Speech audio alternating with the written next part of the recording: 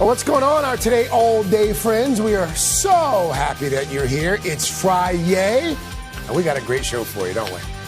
Well, we really do. For those of you who don't know, this is Today in 30. It is what we call a showcase of the top segments across all 4 hours of our show. And you guessed it, based on the name, we give them to you in just 30 minutes. So let's get started. What's up first, SG? The heat, Craig. We have reached day 7 of record temps in the U.S., and now there are growing concerns over potential power outages out west. We're going to have the very latest. Also, did you catch Jenna's skydive on our show Thursday? Well, now she's ready to take us behind the scenes for a look at what it took to pull off that unbelievable adventure live here on Today. And Craig, you're going to catch up with Hollywood superstar Kevin Hart. Good chat about his film and also fatherhood. Kind of in a light you haven't seen him. But speaking of Father's Day, we asked kids, big and small, about the lessons that they learned from their dads. You are going to love what they had to say. That's going to be a good one. It is time. Let's do it. Today in 30. Let's get started with NBC's Erin McLaughlin. She's up early in Las Vegas, just one of the many cities coping with those extreme temps. Erin, good morning. Good morning, Savannah. I'm here on the world-famous Las Vegas Strip. It's 95 degrees here right now, and as you can see, the sun is not even out. That's forecast to rise to 114 degrees later today. That's just 3 degrees short of the all-time record, and this excessive heat goes way beyond Nevada, threatening tens of millions of Americans across the West. Like much of the West, Sin City is sizzling. It's extremely hot. We're really hot. I'm sweating right now. The Las Vegas Strip hitting a sweltering 114 degrees, shattering an 81-year daily record. So hot. It's hot and humid. Her sandals melted yesterday. Your sandals melted. Yes. This may be a real record-breaking year. California's also feeling the heat. In the desert outside of Los Angeles, 123 degrees, tying the record for an all-time high. Death Valley reaching a scorching 128 degrees, shattering a record set in 1917. This is early to have this much of a heat wave. The temperature is ungodly hot. California now urging residents to conserve power and declaring a state of emergency. We have fans, and that's all. We just keep the windows open. After a week of relentless heat, records were smashed in several western states. In Arizona, Phoenix hitting 118 degrees. A temp only reached 18 other days since the city started recording. In Colorado, Denver hitting triple digits for the 3rd day in a row. I've never seen an early June like this. The heat wave now reaching the Midwest, higher than normal temperatures seen in Omaha, Tulsa, and Kansas City. Some of the most extreme heat hitting regions already dealing with devastating droughts. Conditions now creating high fire danger across the West. Firefighters preparing for what's to come. These summers are just, they're not typical anymore. A dangerous late spring heat wave rewriting record books with millions waiting for relief. Experts say we're likely to see more of this kind of heat before the summer's over, so it's important to be prepared. They say limit your time outside during the hottest part of the day. Wear light or light-colored clothing and try and stay hydrated. Drink as much water as possible. That's really important when it gets this hot. Savannah? All right, Erin, thank you very much. Hello to all of you watching Today in 30. I'm sure you saw on the show earlier that there is going to be extreme heat from coast to coast. So I have a few tips for you if you want to stay cool. First of all, between 11 a.m. and 3 p.m. is when it's going to be the hottest. So that's a good time to, I don't know, maybe go to the mall where the air conditioner is always pumping, maybe pop into a movie since we can do that now because the AC will be going nice and strong too. You want to limit your outdoor time at that point in the day. Also, you really need to stay hydrated because as your body sweats to try to keep cool, you're just going to get more and more dehydrated. So drink as much water as you can. And also really just make sure you watch your pets as well because it's just as hot for them as it is for us and you want to keep them safe. So just a little advice as you try to stay cool today and all through the upcoming weekend. Stay safe. We are back with In Depth today and this morning. The new retail war centered around a shopping event that's quickly become the biggest of the year, Savannah. Yeah, Black Friday, scoot over. We're talking about Amazon Prime Day. It's actually a couple of days, next Monday and Tuesday, and it's forcing other companies to slash prices too and stage their own events to keep up. And that's good news for you. NBC's Sam Brock has taken a look at all of it. Hi, Sam. Morning. Savannah, guys, good morning. The impact of Amazon cannot be overstated. 2 million deals this year for Prime Day, which is having ripple effects, not just on companies with traditional brick and mortar stores, but most notably in cyberspace, where companies like Target and Best Buy are all vying for your business in a shopping bonanza.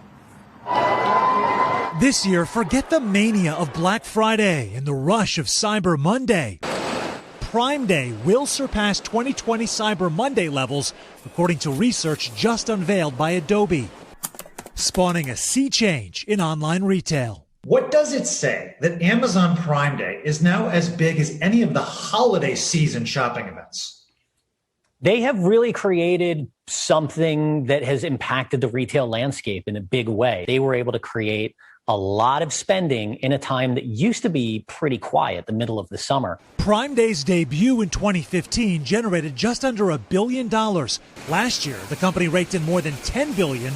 Retail rivals have taken notice. With Prime Day on June 21st and 22nd, Walmart has deals for days from the 20th to the 23rd. Best Buy's bigger deal event ends the 22nd, as does Target's Deal Days. With prices dipping across the board, from toys and clothes to tablets and air fryers. But Amazon says its 2 million discounts are a record. We also have more small businesses selling on Prime Day than ever before. In fact, over 1 million deals from small businesses alone. Some of the new rollouts this year. Several episodes of a Prime Day show featuring artists like Billie Eilish and Kid Cudi that are available to stream for everyone.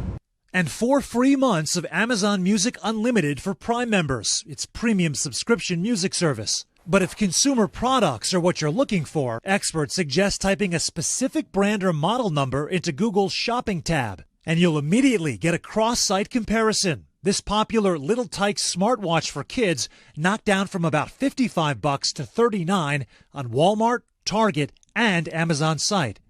A deals war fueled by the industry's biggest player. The competition definitely stood up and took notice, and now almost every major retailer you can think of is staging its own sales event.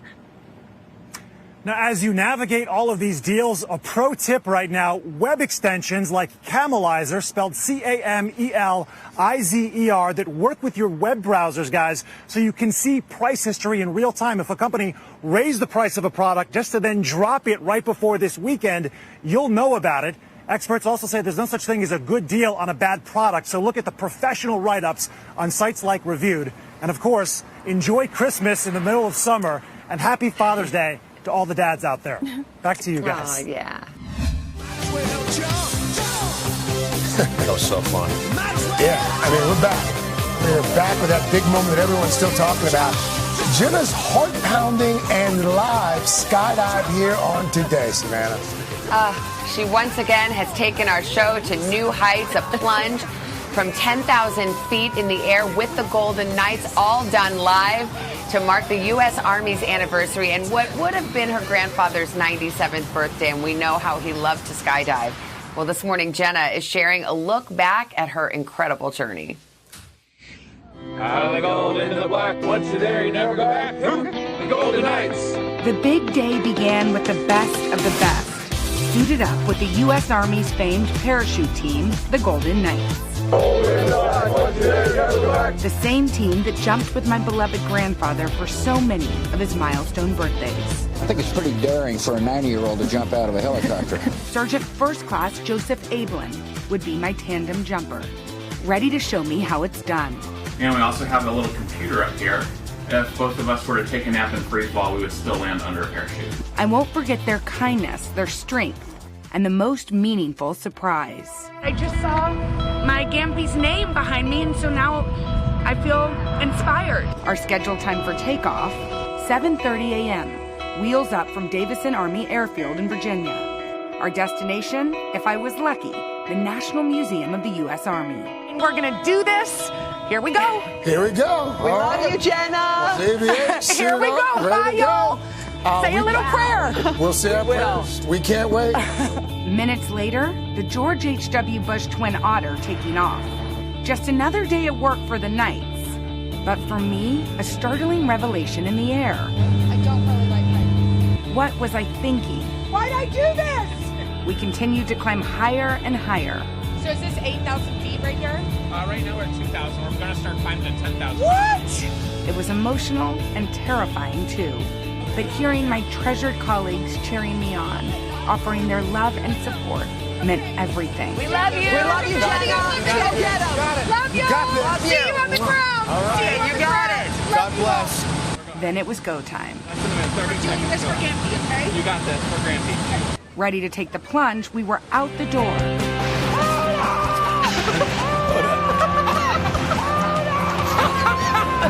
Is she screaming your name? Quickly descending at a speed of 120 miles per hour before my parachute released. Oh my gosh, here we are! It was a breathtaking view those precious minutes. Now we're just sailing and it's peaceful. Floating through the sky on that most perfect, clear day, looking down at the magnificent earth below. All right, here we go, y'all. Coming back to earth. And finally, I touched ground. The feeling exhilarating.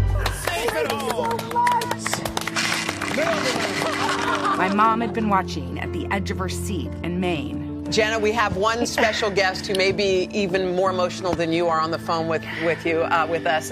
Your mom, First Lady Laura Bush. I can't believe I did that. I know it. I can't believe it either. It was great. You did great. And it was a great, really, honor to your Gampy. We're proud of Jenna. My father sharing in the sentiment. A proud moment for my entire family. Thank you so much. Absolutely. And later, some feedback from my hero of the day. So Sergeant Ablin, let's be honest. Was I a good student? Jenna, I thought you did perfect. It was great sharing the skies with you 10,000 feet over the museum here. It was a day I'll never forget. I jumped for the U.S. Army and for my Gampy, too. Remembering what he always told us, to enjoy every moment. Get out and do something. Get out and enjoy life. And so I took in every moment and felt closer to him in the heavens. An unforgettable experience to honor his legacy. I'm crying again. I can't take it. I love that side-by-side picture of the two of them as well. It was so beautiful. You know, I just got to hand it to her again and again, because this was, she really was scared. Her little hands were shaking, you know, and she was nervous the days and weeks. I talked to her the night before in the morning. She was glad she did it, but kind of like, what did I get myself into? And then she just went for it. It was so beautiful. I'm really proud of her. It really was. And you said it earlier, Savannah, aside from what was happening, Jenna free falling to earth, the technical feat was really impressive to watch. It reminded me of watching that Red Bull thing a couple of years ago when a guy jumped from space. It was where the cameras were. Oh, yeah. Craig and I made a joke about how our IFBs sometimes don't work in the studio, yet we could interview Jenna She heard us the whole time. at 8,000 feet. You know, it was pretty amazing. And the sergeant there, he had the GoPro strapped to his wrist. There was another member of the Knights. They had a camera. You could see there on his head there, attached to the helmet. And then talking to our mom on the phone as soon as she hit the ground, and having Mike on the ground. You know, it was just produced well from all angles. It was riveting. I got home and Siri was like, I was glued to the TV. People were texting me going, that was so exciting. And she took out the audio guy, and we still were able to hear it. Yeah. Yeah. By the way, guys, show of hands, and Dylan, you're pregnant now, but let's just assume you weren't. Who would do it? Who would skydive? I did it once. You know, in honor of my grandfather, who was a Special Forces master jumper in the Army, I would do it, you know, in honor of that, because I thought that was so important and so cool that she did that. That would push me over the edge. Otherwise, I'm with the First Lady. Why jump out of a perfectly good airplane? Exactly. Yeah. And only in tandem, by the way, not with anyone else. Would you, SG? I don't know. I'm scared. Actually, Jenna was trying to get me to do it with her, and I was like, no, I'm too scared. So I guess that's my answer. No. There's still time. Hello. Today in 30 Tribe. We clash. It's stuck with me today. I know. That's it. Jacob. There's so much. I'm glad you're wearing your flags today. I was thinking about it. Jacob, there's Dylan. I'm Craig. I spent some time with Kevin Hart recently, and here's Kevin Hart in a way maybe you haven't seen him before. Take a look. I think a lot of folks are going to watch this, and they're going to say, oh, that's not the Kevin Hart I know. Like, we're used to Kevin Hart making us laugh, and this is Kevin Hart in a completely different light. I just want to do what your mom would have wanted me to do. How hard was it to make the turn? It wasn't hard at all. When the right projects come along, if it's time for you to make those transitions, then of course you take it and you do it. We were blown away from day one at Matt Logan's story, and his journey from pain to happiness is one like no other. So my respect level went through the roof, and my appetite for a meaningful piece of material went through the roof as well. So everything lined up, man. And then the Obamas came in as producing partners as well. I mean, all of the boxes were checked that said go. Your buddy B.O., as you call him. Yo, B.O. What was it like working with B.O. on a project like this? The value and promise in having the Obamas and their company as producing partners is them understanding a good piece of content. You're talking about a black man on the big screen playing the role of a father in a positive light. I don't think I need to say it, but it's not something you see often. We're crackheads, we're in jail, out of jail, we're missing, we're a discovery at the tail end of a life. It's never truly a story that's like from beginning to end, one that you follow and one that's uplifting. How does it look? I think it's a new look. I think it's a new hairstyle that can catch on if given a chance. So in this case, I felt that there was a need and real want behind the message that was being delivered. The Obamas got that, and he said, this is a great opportunity to uplift black fathers and black men. How did you figure out how to cry on cue for the film? You're pulling on emotional strings. It's a heavy story. When I first read the script, honestly, I teared up in the first 30 pages. You obviously are a father of four yourself. How did you draw on your own experiences with fatherhood for the role? That was my cheat sheet. You know, a lot of the stuff that I was doing, I had already experienced. I know where the nervousness comes from. I know where the confidence comes from. I know where the fear comes from. I've been there. What's been the hardest part of being a dad? The feeling of, am I doing a good enough job? You struggle with that? Well, you know, it's not a struggle. I think that's the wrong word. It's a thought that's always in the back of your head. It's one of, did I do a good enough job to prepare? Are they ready? Are they capable?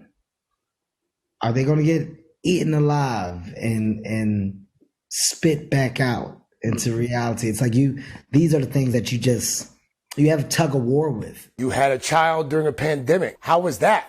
A little pandemic, baby. Look, it's amazing. Being privileged to bring a child into this world, that's a blessing within itself. It's unfortunate that the times were what they were, but a blessing is a blessing. And I'm not going to take it as anything other than that. My little princess, we got a new boss of the household. And I love that everybody's had an opportunity to wear that hat. And right now, Ori has it. Got me wrapped around the little finger.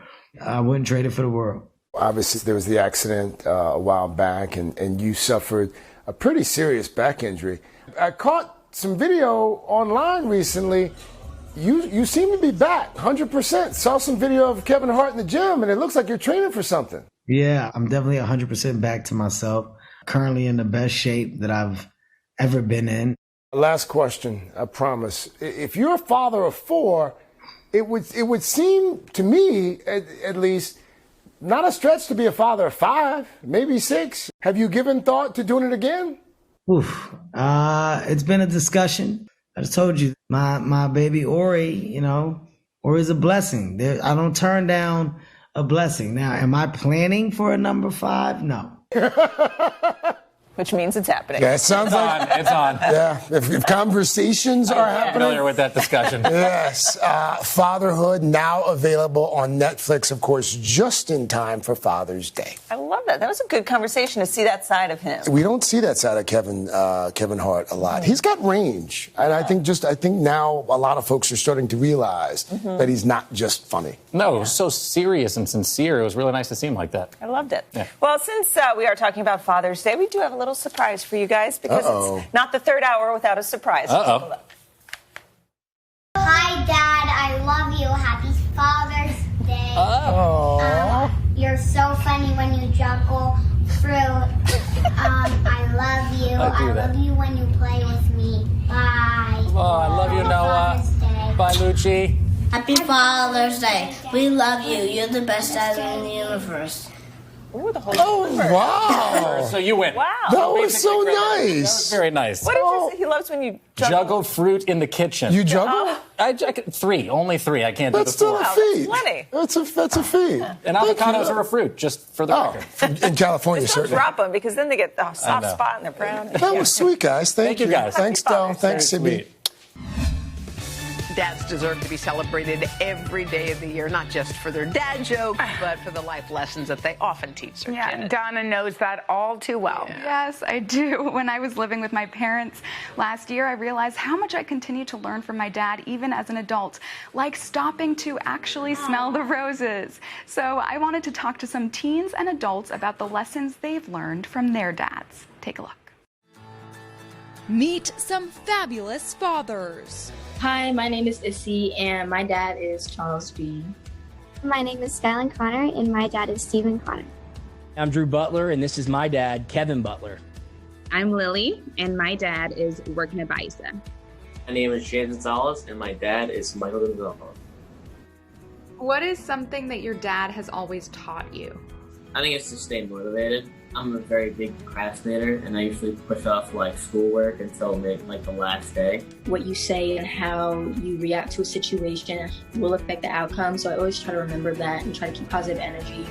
Always be yourself. I think that a lot of people try really hard to be someone they're not. And if you're always yourself, then it makes the people around you happy, and it makes you happy with the people you're around. It's nice to be important, but it's more important to be nice. And so he's always taught me to be kind to others, to be understanding, to always treat people as I want to be treated. One of the things that my dad taught me and instilled in me is the importance of persistence. Just keep going. Whether you do it wrong the first time, whether you get knocked down, you gotta get up and just keep going. What have you learned about life through your dad's eyes? Life is constantly a learning opportunity that every day presents us with new lessons to learn. We can be and achieve anything we want to. How adventurous he is, because he's so down to earth and humble and able to just see everything from a different perspective. To be grateful for what you have and where you grow up. My dad grew up in Haiti, so he immigrated here when he was 12. I try not to take things for granted and give you 100% in anything you do. I got my dad because he's my inspiration. He's my best friend. Now that you are a dad, how is your parenting style similar to your own dad's? I really want to provide for my daughters the ability to come to me down the road, hopefully asking for advice, but then as well knowing that dad is there to have fun with them. In public, when he's just being his goofy self, I always want to roll my eyes, but I also know that when I'm older, I'll appreciate those little times that I have to connect with them. What would you like to thank your dad for? Everything. My dad adopted me. I would like to thank my dad for teaching me that love is a verb and that it is all about how we show it and not that we just say it. What would you like your Father's Day message to be? I would just like to let him know how much I love and appreciate him. He is fully committed in my life, and he just loves me so much. He's a very good father to me, but I think the most important thing is he's my best friend. Dad, I love you, and I'm so thankful for everything that you've done in my life. Even though I get annoyed or I have an attitude every now and then, I'm still always grateful for what you do. I am forever grateful, and I do not take it for granted that you're my best friend. Thank you, Daddy, for being there for me since day one, for encouraging me to pursue my dreams. You are truly one of a kind. Donna, your dad's adorable. Sweet. Thank you. Happy Father's Day to all the dads, especially shout out to Mike Feldman, super dad. Yes, Feldy, happy Father's Day. Make sure to stick with us for another huge week on Today Next Week.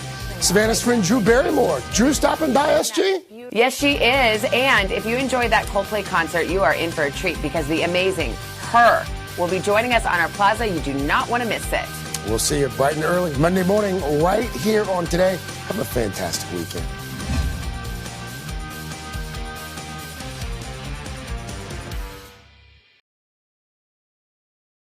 Hey, thanks for watching our YouTube channel. Find your favorite recipes, celebrity interviews, uplifting stories, shop our favorite deals, and so much more with the Today app. Download it now.